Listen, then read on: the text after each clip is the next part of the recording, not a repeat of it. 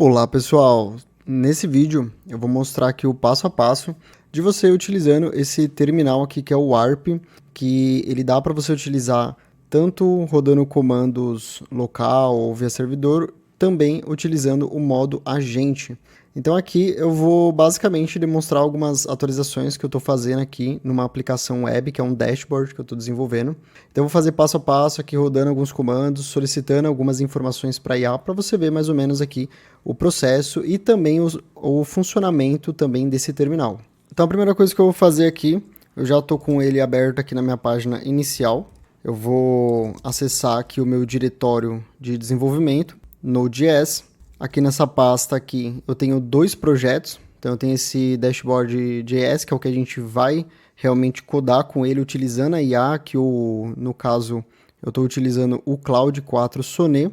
Mas para esse vídeo eu vou remover essa minha pasta aqui da Dash, vou apagar aqui, porque a gente vai fazer o clone aqui do repositório passo a passo, como se a gente estivesse duplicando esse projeto, rodando aqui localmente e solicitando aqui para IA algumas alterações. Agora, se eu der um ls, eu já removi esse projeto. Aqui ele já até dá um autocomplete para mim, então esse terminal, o Warp, ele vai te dar vários completes também, dependendo do que você mais roda. Então, se eu der um git clone aqui, ó, ele já vai me dar o URL já do meu projeto, que foi basicamente a última que eu rodei. Pronto, já clonei o meu repositório, ele é um repositório privado, então já tem aqui a autenticação no meu computador, mas se fosse público seria a mesma coisa também. Já fiz o clone do repositório e agora ele já tem ali a pasta para mim, que é da Dash. Então eu vou acessar essa pasta aqui, ó, dashboard.js. Se eu der um ls, já está com todos os arquivos aqui desse meu projeto. Esse projeto eu também iniciei com o Warp também, pedindo aqui para IA também codar e desenvolver os módulos, porém eu iniciei ele com a minha stack padrão, que geralmente eu sempre inicio os meus projetos. Eu não peço para a IA começar do zero, e sim em cima de uma stack já pré-definida.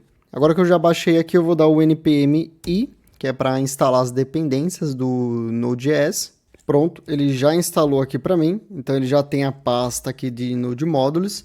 Então as minhas dependências aqui do Node já está instalada, inclusive ele mostra aqui também esse terminal, o Warp, ele mostra aqui também a versão do Node.js, ele mostra aqui também que a gente tem aqui ó, a nossa branch, então é um projeto que está versionado pelo Git, então ele sempre vai mostrar suas branches e também as modificações aqui, ó, changes.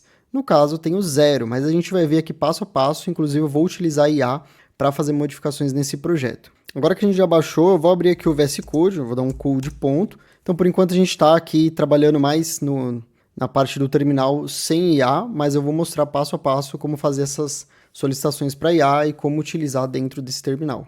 Então, aqui eu já tenho aqui o meu projeto, ó, então todas as pastas aqui, inclusive aqui dentro também do terminal, a gente tem essa possibilidade aqui de abrir também as pastas também e fazer alterações se caso a gente precisar. Então eu tenho aqui os meus arquivos, as minhas pastas, aqui a gente pode fazer uma busca nos arquivos e aqui a gente pode ver também alterações. A gente vai ver isso passo a passo aqui, pedindo para a IA fazer as modificações e passando as instruções também. A gente vai ver aqui em tempo real aqui as mudanças e as aprovações.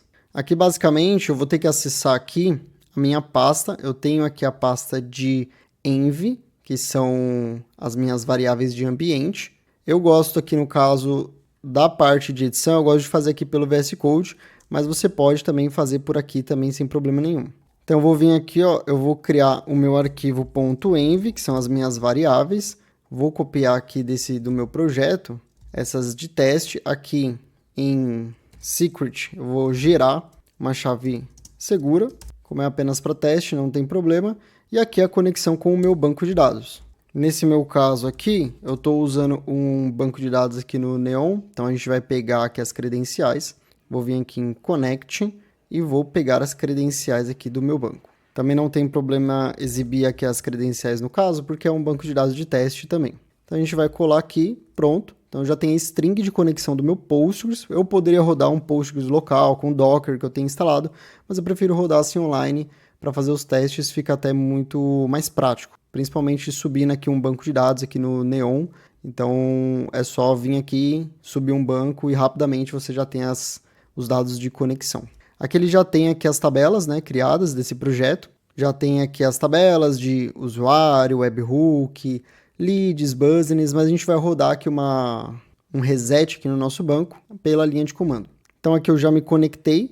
Então a primeira coisa que eu vou fazer é dar um npm run db reset. Então nesse caso, ele vai resetar aqui para mim. Ah tá, eu só não salvei aqui, né? A gente precisa salvar. Agora sim, vamos dar aqui um reset. Agora sim ele vai conseguir se conectar. Então eu não salvei o arquivo. Agora ele vai se conectar com o meu banco e vai rodar todas as migrations aqui. Então eu estou utilizando o Prisma nesse projeto, é um projeto em Next.js, utiliza React, Tailwind, ESLint e muitas outras tecnologias. Por isso que eu falei, é bom você iniciar com uma stack que você confia, que você estuda, que você sabe que funciona muito bem. Inclusive esse projeto eu já inicio com o Git, com o Docker, eu já inicio com tudo pronto para rodar realmente em produção. Agora que ele está rodando esse seed database, que ele vai realmente colocar dados de teste no meu banco de dados. E pronto, ele já aqui plantou, né, fez esse seed, né, de dados aqui. Inclusive ele gera aqui para mim algumas credenciais de acesso. Então a gente vai utilizar essas credenciais para acessar. Então aqui no Warp também ele te deixa abrir várias abas. Então a primeira aba eu geralmente deixo aqui o meu server, que vai ser o meu servidor. Então eu vou dar um npm run dev. Agora que já está tudo certo, conexão com o banco de dados, ele deve subir aqui tranquilamente. Então ele já subiu aqui para mim, já gerou aqui, ó, localhost porta 3000. Aqui a gente consegue também acompanhar, ó, tudo que ele faz aqui de acesso, ó, tudo que ele faz de requisição. E pronto, ele já abriu aqui para mim a página de login. Só que essa é a página de login do usuário tradicional. Então a gente vai acessar a parte de login do administrativo. Vou colocar aqui admintest.com, admin123. Pronto, o login foi feito, então essa é a aplicação que eu estou codando, que eu estou desenvolvendo. Ela já está rodando aqui na minha máquina, então é um dashboard que tem aqui vários módulos de controle, como usuários, negócios, serviços, vínculos, plataformas. Tem um módulo aqui de negociações, solicitações, que é basicamente um helpdesk, e aqui do sistema, como webhooks e tokens de API para se conectar aqui com essa aplicação. Agora vamos para a parte onde realmente a gente vai utilizar a IA. Então eu vou dar um Ctrl T ou clicar aqui em cima para abrir uma nova aba. Aqui eu vou deixar aqui o meu Git. Tá? Então eu gosto de deixar uma aba para o Git, porque aí eu sempre vou dando comandos do Git aqui. Então eu rodo aqui um Git status, não tem nenhuma alteração. E a próxima eu vou deixar aqui para IA. Então eu vou deixar aqui para IA, vou dar um Ctrl I, ou basta trocar aqui embaixo aqui nos módulos. Então eu tenho o meu terminal, e eu tenho aqui o meu agente mode. No caso, você pode ter uma única janela, mas eu prefiro trabalhar assim porque fica mais fácil, porque eu tenho o meu servidor, o Git e a IA, então todo o histórico aqui fica com uma única coisa. Aqui ainda falando da parte de baixo, né, você tem aqui a parte de alguns comandos que você pode dar aqui do próprio sistema, como você pode adicionar um MCP, prompt, regras e muitas outras coisas. Tem esse init também, que ele adiciona um arquivo warp.md. Aqui esse outro é o autoaprovação. Então, sempre quando ele for fazer qualquer tipo de modificação no seu código ou no banco, ele vai te pedir aqui uma aprovação. Você pode dar manualmente ou pode ligar que é aprovação automática. Eu prefiro ligar automática, por quê? Porque o meu código está todo versionado, o meu banco de dados está versionado através das migrations do Prisma, e as solicitações que eu faço é muito passo a passo. Então eu não tenho problema dele modificar alguma coisa e dar algum tipo de problema, eu posso simplesmente apagar ou resetar pelo Git. Mas se você não tem tanta confiança, vai aprovando ali passo a passo, tá bom?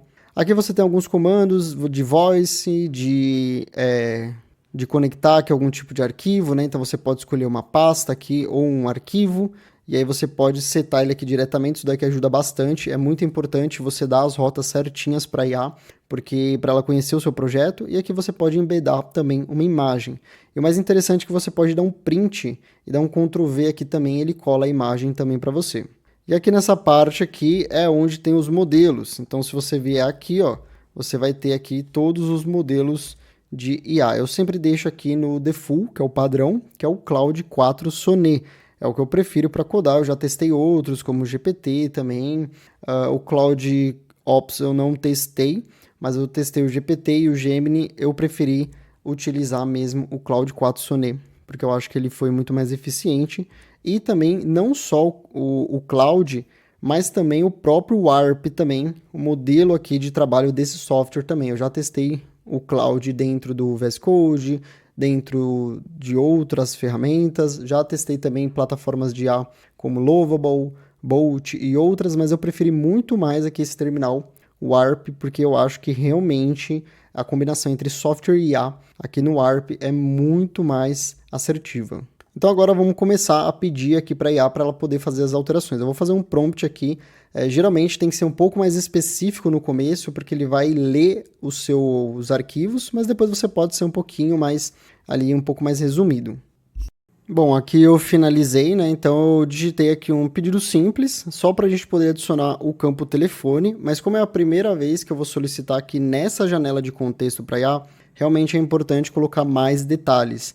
Então aqui vai até de aprendizado para você que está utilizando aqui a ferramenta, tanto o Warp quanto qualquer outra ferramenta à base de IA. Então eu já fiz aqui o meu prompt básico, então eu coloquei aqui um título, então adição de campos do módulo usuários. Aqui eu coloquei o contexto, então é importante você colocar o contexto para que o agente entenda o ambiente que ele está inserido. Então aqui eu coloquei aqui, temos um módulo chamado usuários no nosso sistema, que fica na página /admin/users. Como eu estou utilizando o Next.js, que é um framework de JavaScript, fica mais fácil também do agente entender também a dinâmica e as rotas. Então pela rota da página ele sabe onde está esse arquivo também.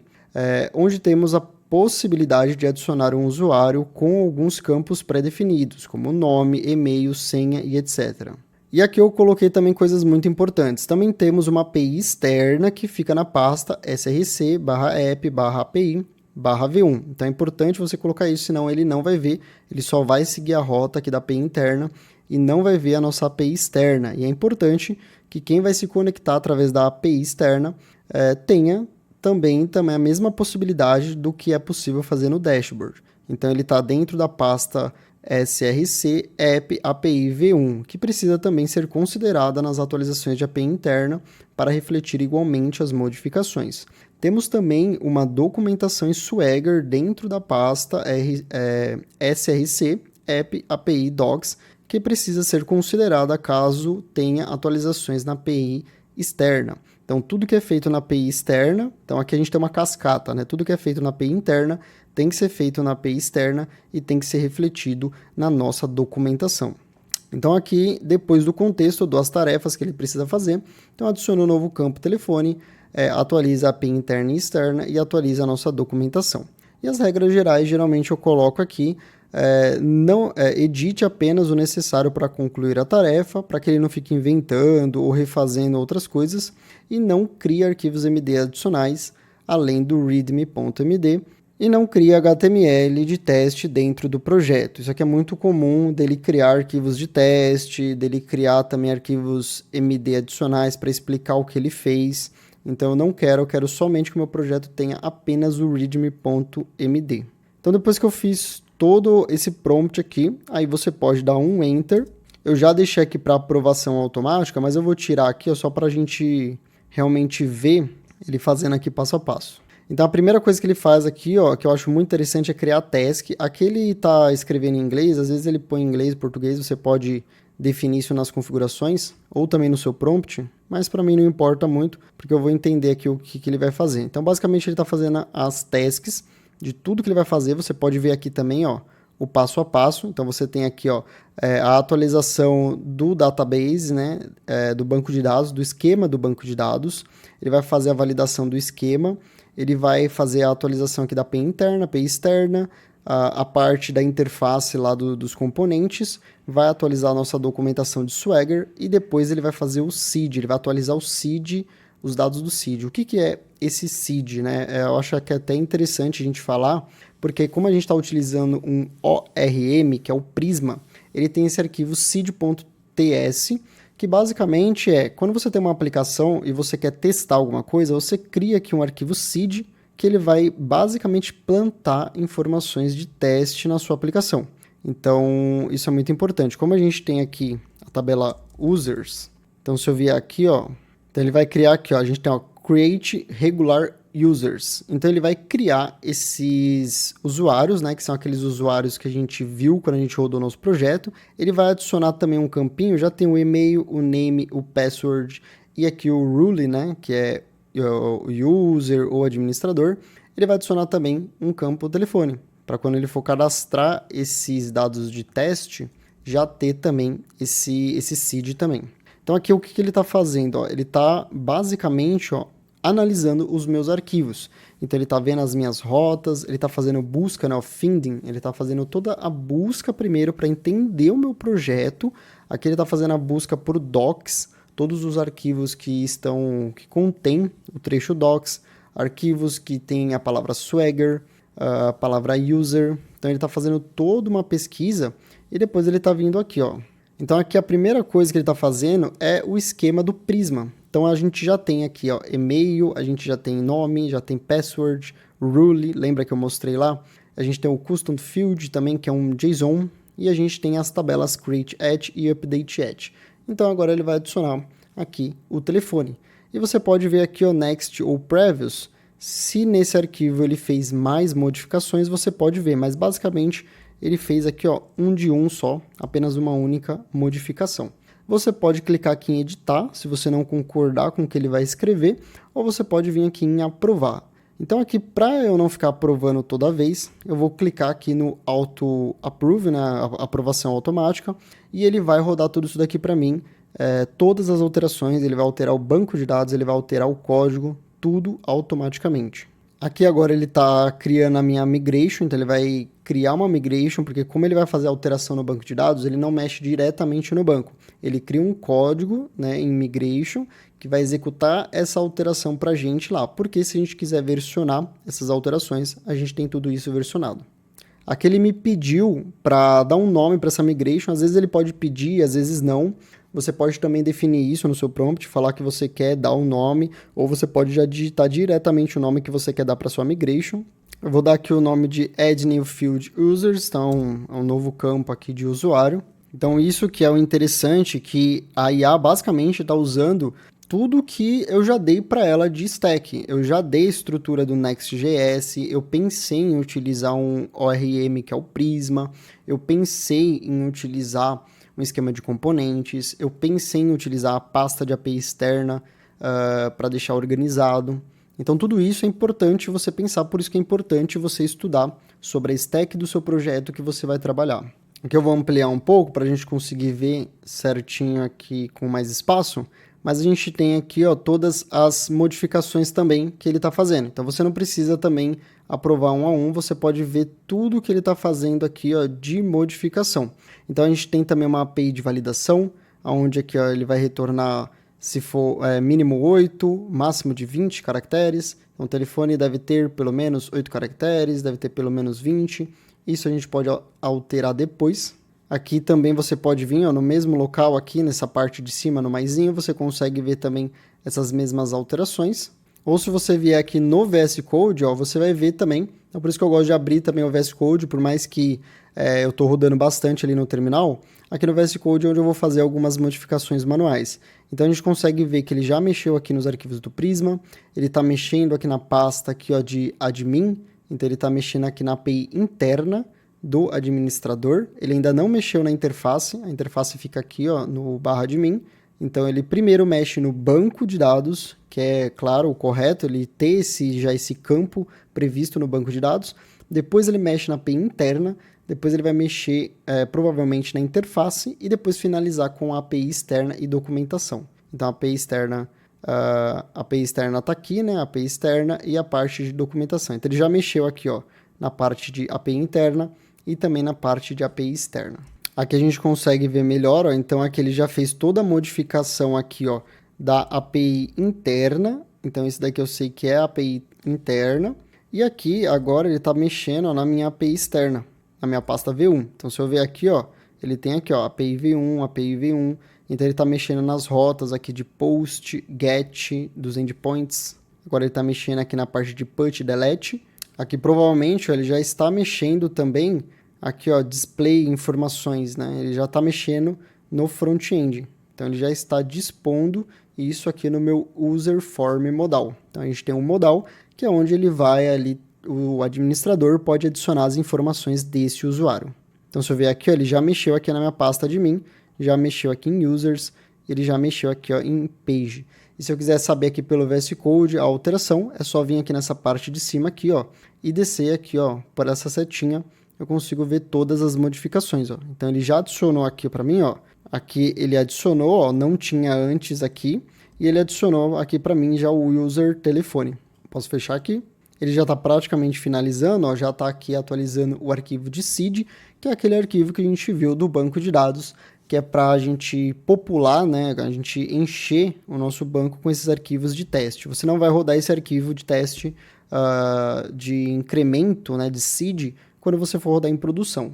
Se você quiser que quando ele estiver executando, se você quiser parar, você pode clicar aqui. Obviamente a gente não vai clicar aqui em parar, mas a gente vai, às vezes tem alguma coisa que você vê que ele está fazendo ali de maneira incorreta ou que ele travou, você pode aqui dar um stop no agente e ele vai parar. Então aqui agora ele já fez a alteração, ó, do arquivo seed e ele está rodando aqui novamente aqui. Então ele está fazendo o quê? Quando ele roda esse arquivo, ele está literalmente apagando todos os dados do banco de dados e está colocando dados testes. Então você nunca vai conectar um banco de dados em produção quando você estiver codando aqui, porque senão ele vai rodar isso e vai apagar os seus dados do banco de dados em produção. Então nesse caso aqui o meu é um banco de dados de desenvolvimento. Então para mim não tem problema nenhum apagar qualquer tipo de dado ali que eu adicionei. Então aqui no final, ó, ele já dá aqui também todo um review, aqui um sumário de tudo que ele fez. Então ele atualizou aqui, ó, o banco de dados, rodou a minha migration com o nome que eu dei. Então ele cria uma pastinha aqui, ó, com esse nome. Ele atualizou o sistema de validação, a API interna, ele atualizou a API externa também e os componentes ali da Dash. Também atualizou a nossa documentação em Swagger e rodou também aqui o nosso seed também. Agora aqui no nosso painel, vamos rodar aqui novamente. Eu vou aqui no meu servidor, eu vou derrubar o meu servidor e vou subir novamente ele, para a gente testar certinho. Pronto, já atualizei. E aqui agora a gente já tem aqui, ó, vamos ver, ele já colocou aqui pra gente já o telefone, né, que é desse de teste. Deixa eu clicar aqui em editar. Agora o campo telefone está aqui. Se eu clicar em adicionar, a gente tem o nosso campo telefone. Vamos colocar aqui um teste. Vou colocar aqui um e-mail fictício. Vamos colocar aqui um telefone. Ele só não tem formatação, né? Mas depois a gente pode pedir para a gente criar uma formatação para esse campo. Vamos criar uma senha. A gente tem aqui a opção de campo personalizado. E pronto, já cadastrei, ó. E ele adicionou aqui o campo telefone para a gente. Vamos clicar aqui em editar. Vamos mudar esse telefone. Vamos colocar aqui um outro telefone. Vamos clicar em atualizar. E pronto, ele atualizou o telefone para mim desse usuário. Então vê que é possível pedir as coisas para a IA para que ela faça ali a programação, porém você tem que ter um bom conhecimento aqui da sua infra, da sua stack que você está rodando. Depois que eu fiz aqui, então, eu posso vir aqui no meu Git. Se eu der um Git status, eu posso ver tudo que ela rodou, tudo que foi feito de alteração.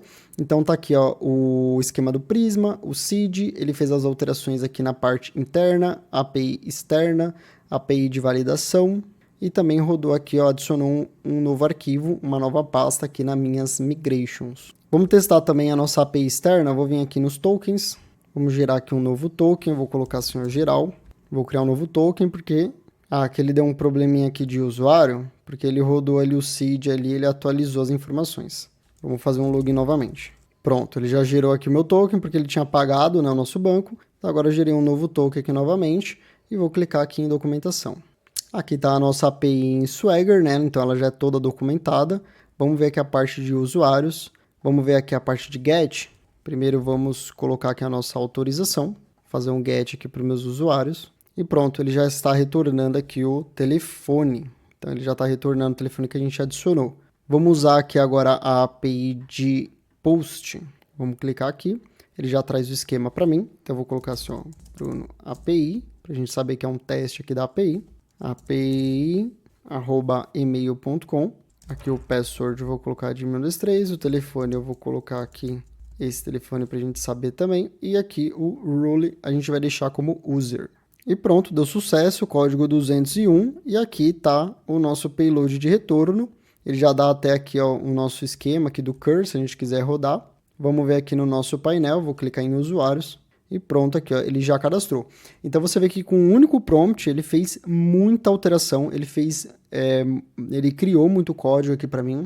Mas realmente foi uma tarefa bem simples, foi só um campo, mas se eu quisesse também pedir ali para ele colocar 10 campos, ele teria feito esses 10 porque o trabalho seria o mesmo, ele faria o mesmo passo a passo. Mas você viu que no prompt eu defini tudo que ele precisava mexer e ele só mexeu onde realmente eu passei as informações. Então é muito importante que você estabeleça ali um bom prompt para que a IA ela consiga saber exatamente o que ela tem que mexer, tá? Se você gostou desse vídeo, curte o vídeo, se inscreve no canal, se tem alguma dúvida ou sugestão, deixa aqui nos comentários. Um forte abraço e até o próximo vídeo.